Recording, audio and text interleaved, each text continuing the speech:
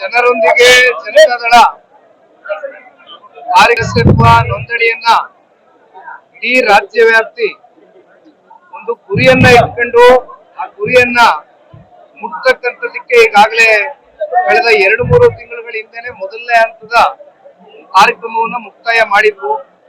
ಅದರಲ್ಲಿ ಸರಿಸುಮಾರು 54 ಕ್ಷೇತ್ರಗಳಿಗೆ ಮೊದಲನೇ ಹಂತದಲ್ಲಿ ಭೇಟಿಯನ್ನ ಅಕ್ರಾಸ್ ಪ್ಯಾನ್ ಕರ್ನಾಟಕ ಅಂದ್ರೆ ಹಳೆ ಮೈಸೂರು ಪ್ರಾಂತ್ಯ ಅಷ್ಟೇ ಅಲ್ಲ, ಕಿತ್ತೂರು ಕರ್ನಾಟಕ, ಕಲ್ಯಾಣ ಕರ್ನಾಟಕ, ಮಧ್ಯ ಕರ್ನಾಟಕ ಜೊತೆಯಲ್ಲಿ ಉತ್ತರ ಕನ್ನಡ ಸೇರಿದಂತೆ ಬೆಂಗಳೂರು ನಗರವೂ ಕೂಡ ಸೇರಿದಂತೆ ಅನೇಕ ಕ್ಷೇತ್ರಗಳಲ್ಲಿ ಸದಸ್ಯತ್ವ ನೋಂದಣಿಗೆ ಚಾಲನೆಯನ್ನ ಕೊಟ್ಟಿದ್ವು. ಈಗ ಮತ್ತೆ ಕಳೆದ ಒಂದು 8-10 ದಿನದಿಂದನೂ ಮೈಸೂರು ಜಿಲ್ಲೆಯಿಂದ ಪ್ರಾರಂಭ ಆದಂತ ಈ 2ನೇ ಹಂತದ ಸದಸ್ಯತ್ವ ನೋಂದಣಿ ಜನರೊಂದಿಗೆ ಜನತಾದಳ ಕಾರ್ಯಕ್ರಮ ಬಹುಶಃ ಇವತ್ತು ತಾವ್ ಹೇಳ್ದಂಗೆ ವಿಜಯನಗರ ಜಿಲ್ಲೆ ಮತ್ತು ಕೊಪ್ಪಳ ಜಿಲ್ಲೆ ಇಲ್ಲಿಂದ ಮುಗಿಸ್ಕೊಂಡು ಕೊಪ್ಪಳ ಜಿಲ್ಲೆಗೆ ಹೋಗ್ತಾ ಇದ್ದೇವೆ.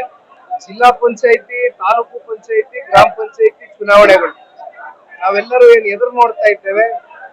MP, MLA ಚುನಾವಣೆಗಳಲ್ಲಿ ನಮ್ಮ ಪಕ್ಷದ ಕಾರ್ಯಕರ್ತರು ನಮಗೋಸ್ಕರ ಶ್ರಮಿಸಿ ದುಡಿದು ಕೆಲಸ ಮಾಡಿರ್ತಾರೆ.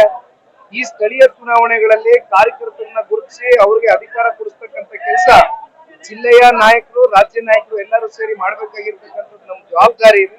ಆ ಹಿನ್ನೆಲೆಯಲ್ಲಿ ಮತ್ತೆ 2ನೇ ಹಂತದ ಪ್ರವಾಸವನ್ನು ಕೈಗೆ ಎತ್ಕೊಂಡಿದ್ವಿ. ನಾವೊಂದು ಗುರಿಯನ್ನ ಅಂದ್ಕೊಂಡಿದ್ವು. ಆ ಗುರಿಯನ್ನ ಮುಟ್ತಕ್ಕಂಥದಕ್ಕೆ ಒಂದು ಹಂತದ 1% ನಾವು ತಲುಪಿದ್ದೇವೆ. ಹಾಗಾಗಿ ಸಂತೋಷ ಇದೆ. ಕಾರ್ಯಕರ್ತರು ಜೊತೆಯಲ್ಲಿ ನಾಯಕರುಗಳು ಸಕಾರಾತ್ಮಕವಾಗಿ ಸ್ಪಂದನೆಯನ್ನ ಮಾಡ್ತಾ ಇದ್ದಾರೆ.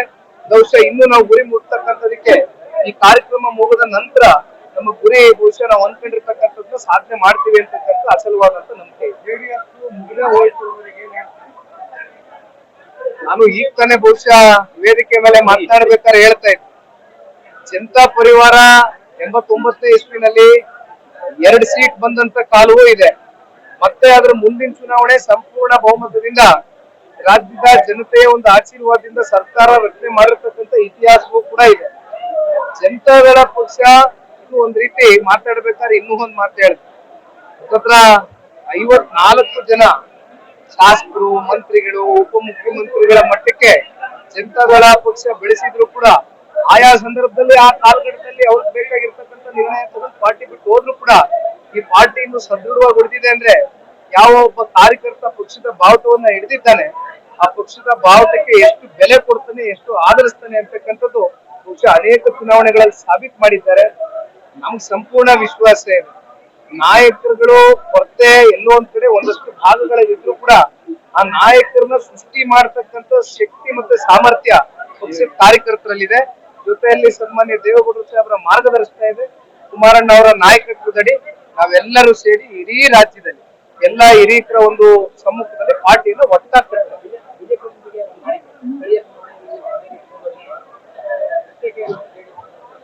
ಈಗ ಆ ಚರ್ಚೆಗಳು ಇನ್ನೂ ಏನು 2 ಪಕ್ಷದ ವಲಯದಲ್ಲಿ ಚರ್ಚೆಗೇನು ಬಂದಿಲ್ಲ. ಕಾರಣ ಈಗ GBA ಚುನಾವಣೆ ಮಾಡ್ತಕ್ಕಂಥದಕ್ಕೆ ಸುಪ್ರೀಂ ಕೋರ್ಟ್ ಚೀಮಾರಿ ಹಾಕಿ ಕೋರ್ಟ್ ನಂತರ ಡೈರೆಕ್ಷನ್ಸ್ ಕೊಟ್ಟ ಮೇಲೆ ಮಾಡ್ಲೇಬೇಕಾದಂತ ಅನಿವಾರ್ಯ ಪರಿಸ್ಥಿತಿ ರಾಜ್ಯ ಸರ್ಕಾರ ಬಂದಿದೆ. ಅಂದ್ರೆ ಅವ್ರಿಗೆ ಸ್ವಾಭಾವಿಕವಾಗಿ ಮನಸ್ಸಿಲ್ಲ ಸ್ಥಳೀಯ ಚುನಾವಣೆಗಳು ಕಂಡಕ್ಟ್ ಮಾಡೋದಕ್ಕೆ. ಎಲ್ಲೋ ಒಂದ್ ಕಡೆ ಹಿನ್ನಡೆ ಆಗ್ತದೆ, ರಾಜ್ಯ ಸರ್ಕಾರದ ದುರಾಡಳಿತದಿಂದ ಜನ ತಿರಸ್ಕಾರ ಮಾಡ್ತಾರೆ ಅಂತಕ್ಕಂಥ ಭಯ ಇದೆ. ಆ ದೃಷ್ಟಿಯಿಂದ ZPTP ಚುನಾವಣೆಯು ಕೂಡ ಬಹುಶಃ ಯಾವಾಗ ನಡೆಸ್ತಾರೆ ಅಂತಕ್ಕಂಥದ್ದು ಗೊತ್ತಿಲ್ಲ.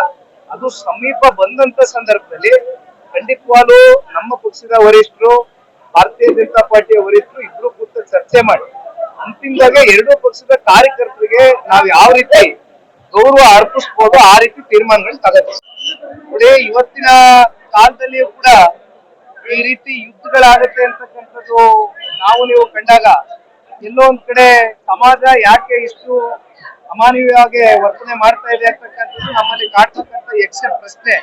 ಆದ್ರೆ ಇವತ್ತು ನಮ್ಮ ಭಾರತೀಯರು ಏನು ಆ ಒಂದು ಇರಾನ್ ದೇಶದಲ್ಲಿ ಇವತ್ತು ಇದ್ದಾರೆ ಅಂತವ್ರನ್ನ ಕರೆಸ್ಕೊಳ್ತಕ್ಕಂಥದಕ್ಕೆ, ಸುರಕ್ಷಿತವಾಗಿ ಅವರ ಕುಟುಂಬದ ಸದಸ್ಯರು ಅವ್ರನ್ನ ಏನ್ ಸುರಕ್ಷಿತವಾಗಿ ಬರ್ಮಾಡ್ಕೊಳ್ತಕ್ಕಂಥದಕ್ಕೆ ಕಾದಿದ್ದಾರೆ.